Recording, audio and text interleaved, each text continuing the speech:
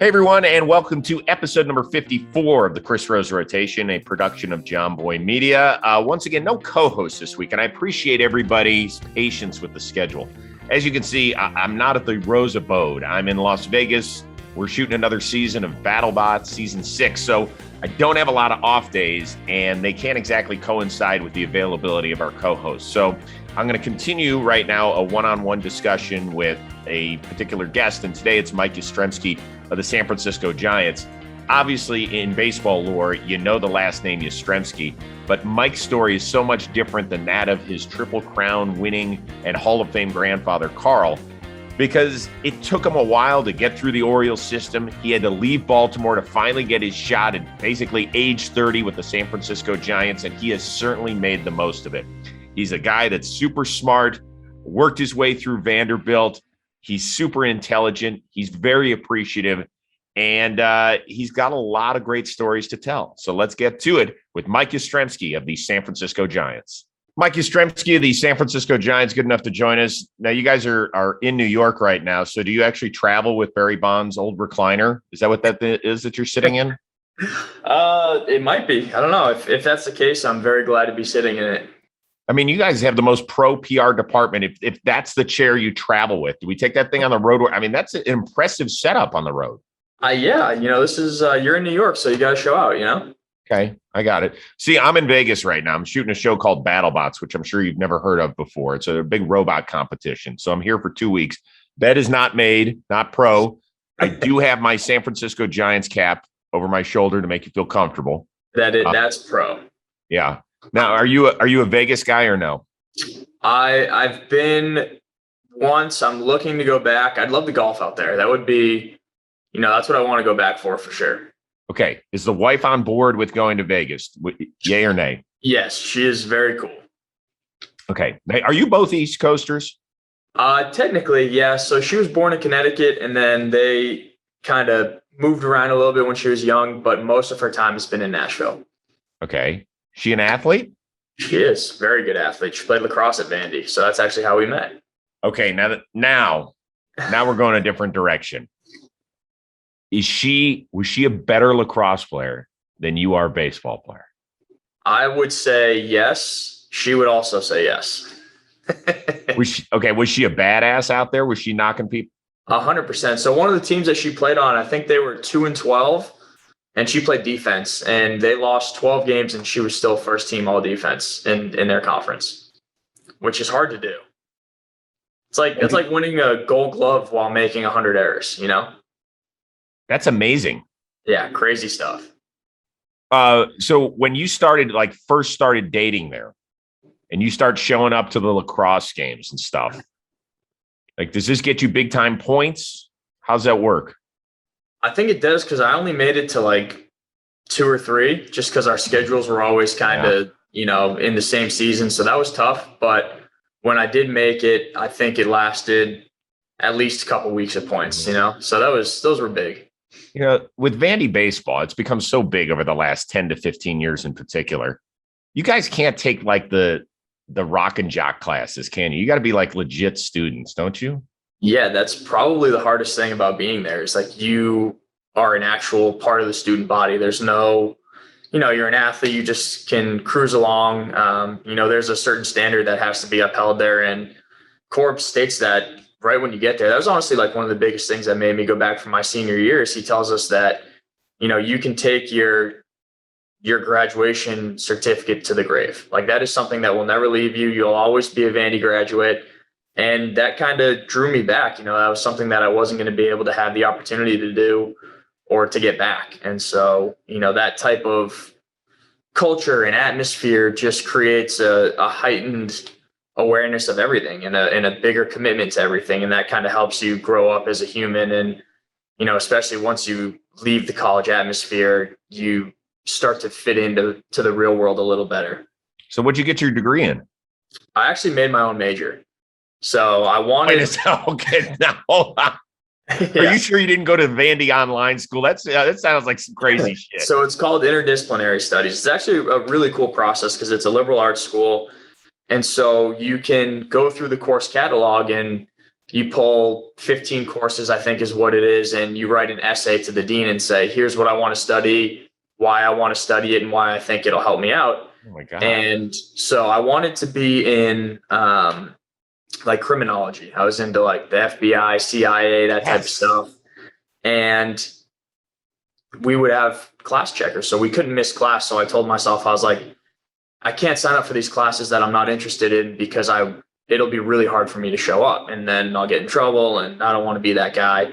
And so they didn't have criminology, so I kind of mock made criminology. It was called Crime and Society. So it was a combination of sociology, psychology.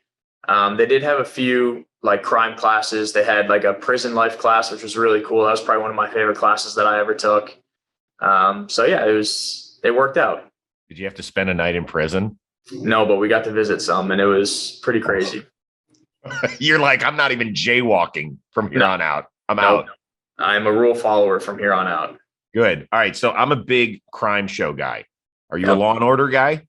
Yeah, I like Law and Order. Kind of fell off Law and Order. I went through all the crime shows at one point, but Criminal Minds?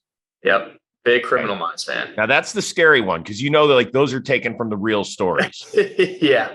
Right? Those are the ones that you watch during daylight. Uh-huh. Yeah, I'm not watching those in bed alone at night. Yeah. Well, I'll tell you this. When Silence of the Lambs came out, and I'm 100 years older than you are, but it came out when I was in college, I watched it in the middle of the afternoon in my dorm room, and I was still scared shitless. Yeah, that makes sense. That was like when I watched like The Ring. You ever watch The Ring? No. Is that one brutal?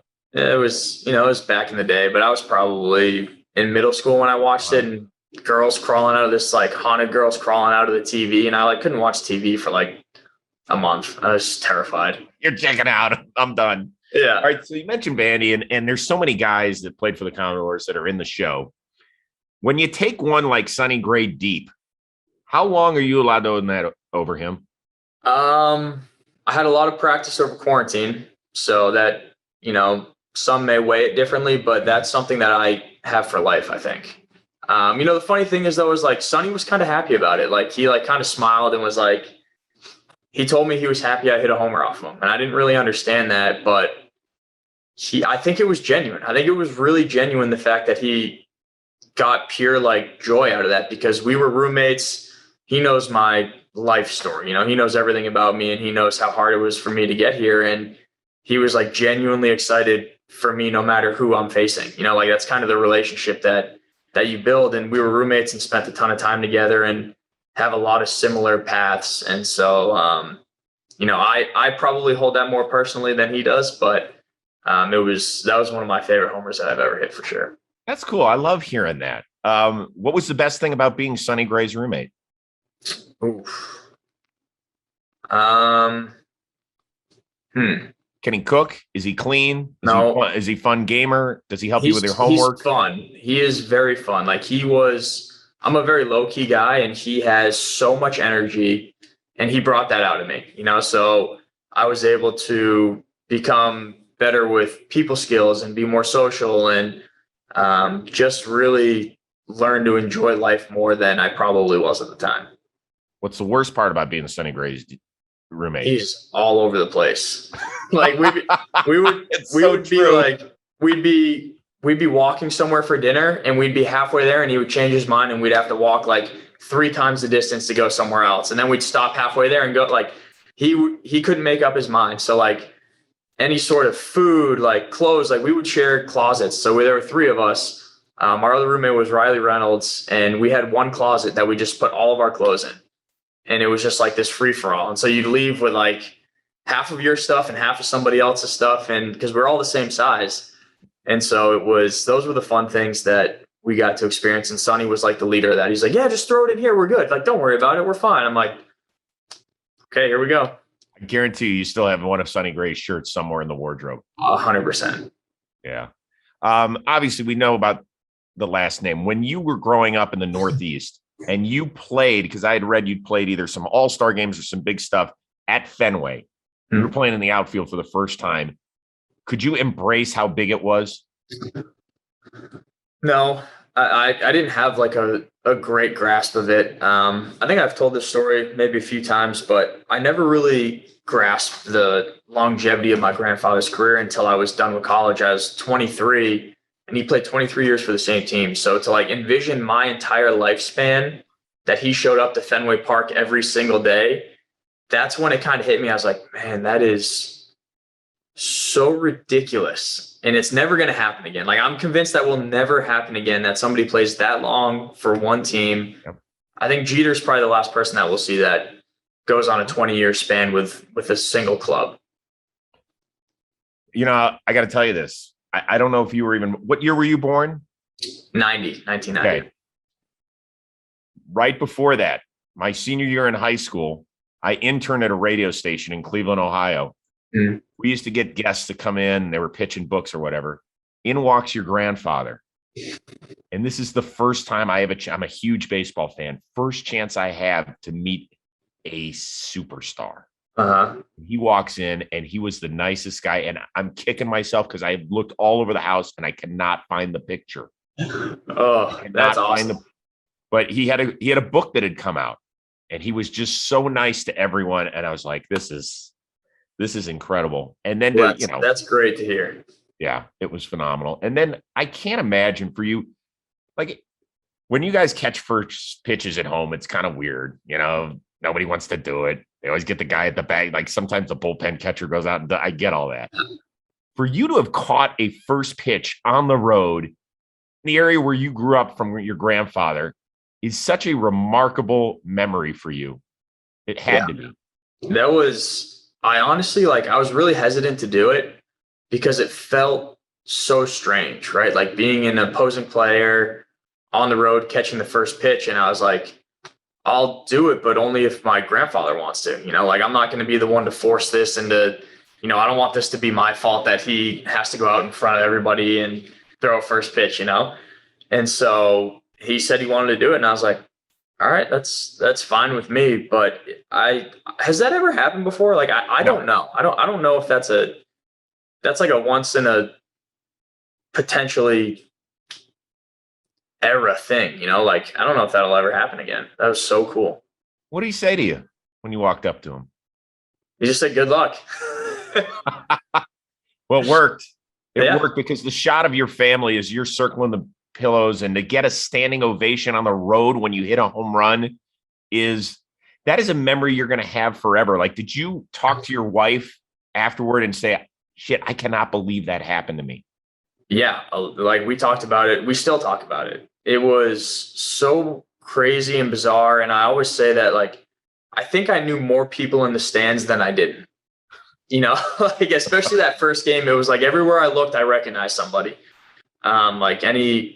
Anyone from growing up from when I was 5 years old until I was 18 and went away for college. It was like everyone I ever knew in my entire life was there. And it was so cool. It was special. Have you and your grandfather talked about what it would be like for you to win a World Series? Since he had a chance in 67, he had a chance in 75. It didn't work out. Have you guys talked about how special it'd be for your family?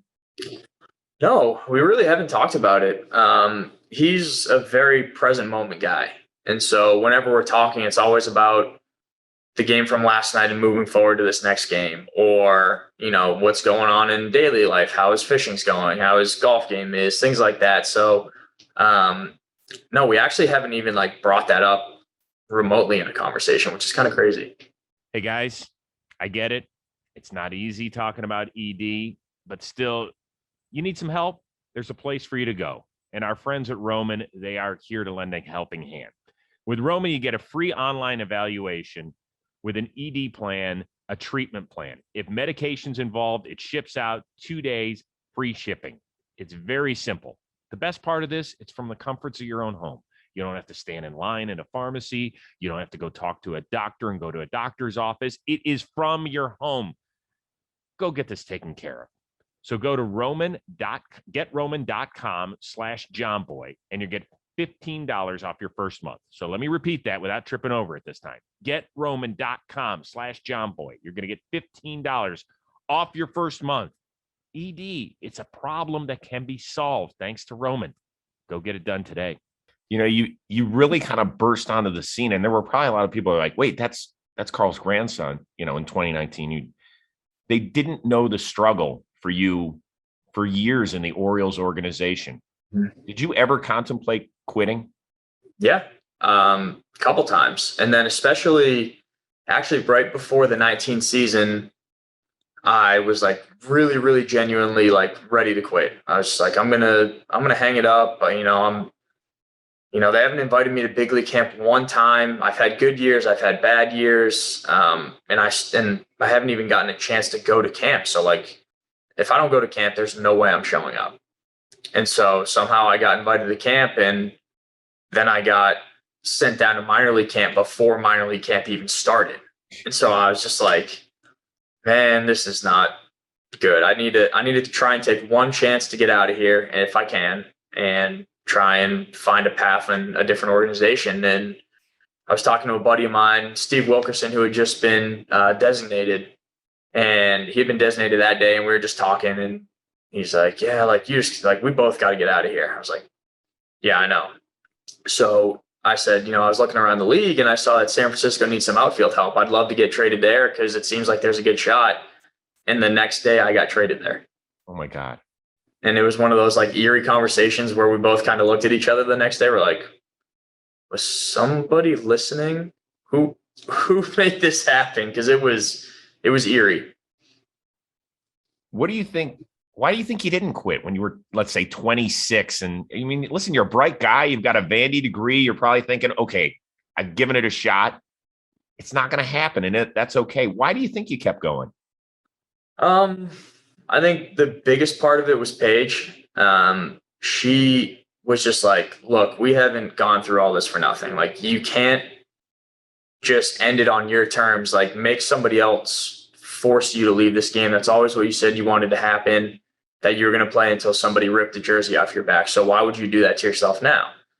And so that really resonated with me and made me think back to why I was even playing in the first place. And it was because I love baseball and I wanted to be here and I wanted to make my dream a reality. And so she brought me right back to the headspace that I needed and just kind of kept me in line and made sure that I was giving it, as long as I was giving it everything I had, then we would find some way to make something work. And she was the rock for that. That's so cool. Yeah. Tip of the hat to Paige, by the way. Yeah, nice. Exactly. Yeah. Did you cry the day you got called up? I did not. I was too shocked.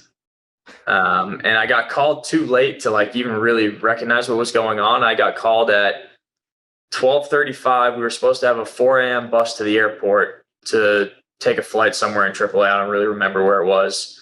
And I couldn't fall asleep for some reason. Like, I was just tossing and turning all night. I get a call at 12:35 from our manager, and he tells me that I was called up. And I was like, all right, that's amazing. So like, what's the next step? And he's like, well, there's going to be a car that'll pick you up at 7:00 in the morning. You have a day game in San Francisco. And I was just like, okay, great. Like, yeah, this is going to work out really well for me. And it's a 2-hour ride from Sacramento. So I showed up at the park at like 9:30, 10 and saw that I was in the lineup and on 15 minutes of sleep that night and was ready to go. Who welcomed you? I mean, that's so weird. Like, you don't have any equity in the organization, right? You just basically gotten there. Didn't know anybody in that clubhouse except for Longo. Longo was the only person that I met. He came down to Vandy because he was teammates with Kurt in Tampa. And so I met him. Yeah, I met him, I guess it was in 2018. So yeah, 2018. So, and then I guess a year later I was playing with him. How the heck does that go when you're brand new to an organization? Guys, you walk in, guys are like, well, who that?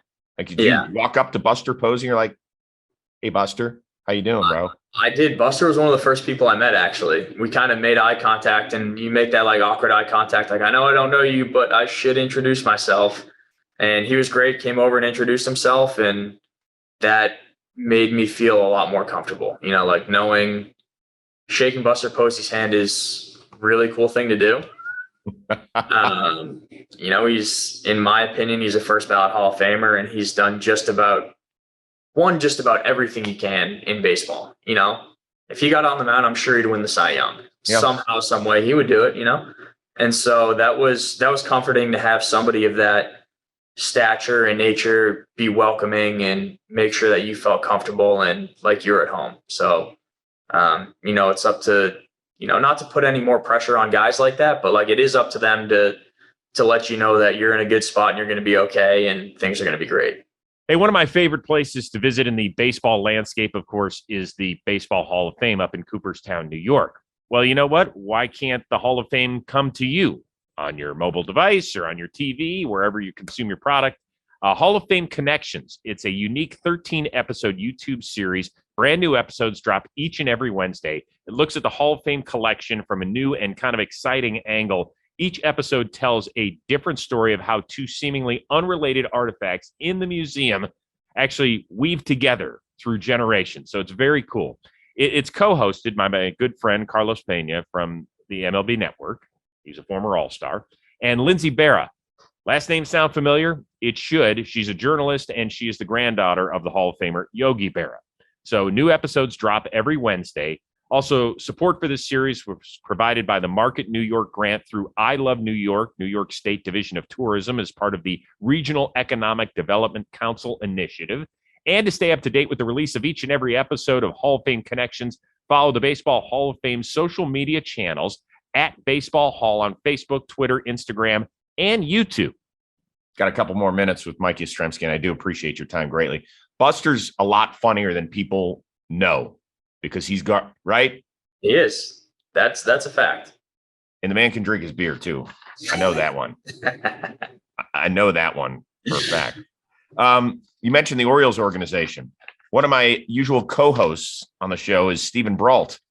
Big fan of Steven Brault. Yeah, who's not? We spent a lot of time together. Yeah. So you heard a lot of his. I watched him win a karaoke contest in Aberdeen, Maryland. More, please. We were at the Green Turtle, and they had a karaoke. They had a karaoke contest, and I forget what song he sang, but it was something along the lines of like Ave Maria, like really high notes, and like we knew Brawl could sing, and he all of a sudden was just like, "Hey, I'm gonna enter," and we're like, "Yeah, you should." And then he started singing, and we all just kind of looked at each other. We're like, what is going on right now? And he ended up winning. I think he won like $1,000, which was a big deal at that time. Yeah. That was great. Did he keep singing on the bus trips, or did y'all have to tell him to shut up occasionally? We would tell him to shut up at times, but at least it was good, like it was great. I really enjoyed playing with him though. He was fun. All right.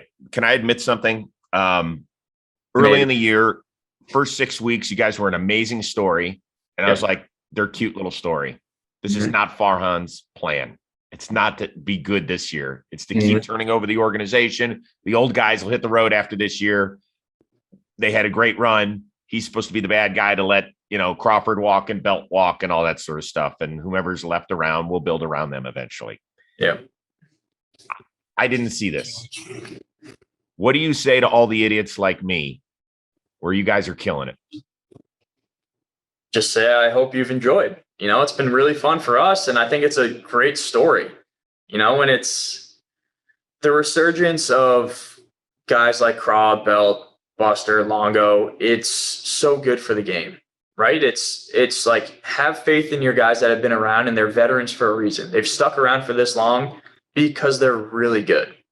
And people who watch baseball don't understand how hard this game is. And how easy it is to not have a good year, or how easy it is to get hurt or feel down about yourself, and then how hard it is to come back from that, and how much of a mental battle this is every day. And when you see those success stories, it brings you back to that like baseball nostalgia. Like, these are the superstars who are supposed to be good, and they are really good. Like, this is incredible. That's how like story tales are written. And so I'll never forget when we were playing together in 19 and 20 and hearing Buster and Craw and Longo say, like, I don't want to hear anybody say the word rebuild one more time. Like, let's go out and win a game. Like, screw a rebuild. We're still here. We're going to play hard. we're going to do our best, and it's going to come full circle. And when those guys have that confidence and know, that they are playing at their best ability, it's really, really hard to stop them. And to be a part of it in any facet is so cool. Just to be watching these guys from the dugout, to be playing with them in the lineup, to be a part of this organization is extremely special right now. Hey, I want to tell you about another podcast here on the JOMBOY Media Networks, and that, of course, is The Compound. It's the only one that is hosted by active Major League players. It's pretty cool. Of course, you got Ian Happ of the Chicago Cubs, Dakota Mekas. He's a pitcher in the Cubs system as well, and Zach Short, who is a shortstop for the Detroit Tigers. So they cover it all, their successes, their failures, how they're dealing with winning, losing, their days in the minors, the bus trips, all sorts of stuff. So it is really kind of inside the life of the baseball player. It's very similar to what we do here on the Rose Rotation, except they don't have some 50-year-old dad bod guy who's out of shape and stopped playing baseball in 8th grade trying to host the show. They legit know what they're talking about. So keep tuning into The Compound. Download it wherever you get your podcasts today. 2 more questions. I'll let you go. Perfect. Kris Bryant got traded here. Mm-hmm. Did y'all high five? We were celebrating in the dugout or in the locker room before he even showed up. He's an impact player and a great guy. That's the number one thing. And I think that was something that was really cool that Farhan has mentioned, not wanting to really stir up the chemistry that we have going because we're having a lot of fun and our group is special. And I think that's the most important thing. When everybody talks about, does winning create chemistry? Does chemistry create winning?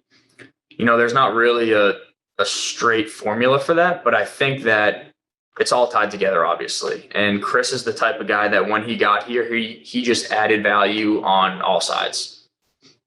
Same thing with Waddy. Waddy's the same way. A lot of us know Waddy, and when I saw that Waddy was coming back, I was so excited. Awesome clubhouse guy, really fun to be around. Knows how to pitch, knows how to get outs, reliable. We like to call him the father of the bullpen. He keeps all those guys in line and make sure that they're having fun and having a good time. That's awesome. And last thing we'll finish on, this is what we do with all of our guests. We spin the wheel of moderately interesting things. We're not very smart here, Kris Rose. Moderately interesting. I love that. You're welcome. You're welcome. See, I knew the Vandy guy would appreciate it. Nobody else does. Let's see here. Oh, yeah. OnlyFans. I know. That always gets an eyebrow raised. You're good. Paige is not going to be mad. What's your favorite sports team outside of the one you play for? Like when you were a kid, like that's my live and die. New England Patriots. Oh, Christ. Yeah. I knew it was coming. Yeah, had to be. I got to live through all of it. I was there when Brady was drafted, when Bledsoe got hurt, when he stepped in and made that huge pass, and then for every Super Bowl that he won for us. And I always say that he is one of 2 people in the world that I would be like completely starstruck if I met. Like, wouldn't know what to say, would be like fumbling for words, would be a complete, fanboy idiot, no doubt. But, that's my guy. And I was heartbroken when he left. But I'm happy for him, kind of. Were you hold on? Were you happy last year? Yeah, I was. All right, good. I'm a New England Patriots fan, but I'm also forever a Tom Brady fan. I can never be the person that looks back and be like, how dare he go to a different team? Like, he's got his own personal choices that he has to make, and I'll always be a fan of his. And I'm happy that if the Patriots can't win, that he gets to keep winning, because that's fun. He probably is a Mike Yastrzemski fan. I mean, grew up in Northern California, Giants guy. I would be stunned if that were true, but that would be amazing. We're going to get that to him. By the way, who's the other person that you would be fanboy over? Mark Wahlberg. Couple, a lot of Boston relations there, That hasn't happened yet? I'm shocked. No, not yet. Well, hopefully it'll happen, Be a cool one. He's another one I would just not know what to say to, I don't know why. I've met some really cool people, just fortunately, and I've felt very fine around them. But I have that feeling before I even met them. So I know if I do meet them, it'll just be an absolute disaster. Stop. Hey, but did you go to any of the Patriots Super Bowls or no? I did not know. I've never been to a Super Bowl. I need to get to a Super Bowl.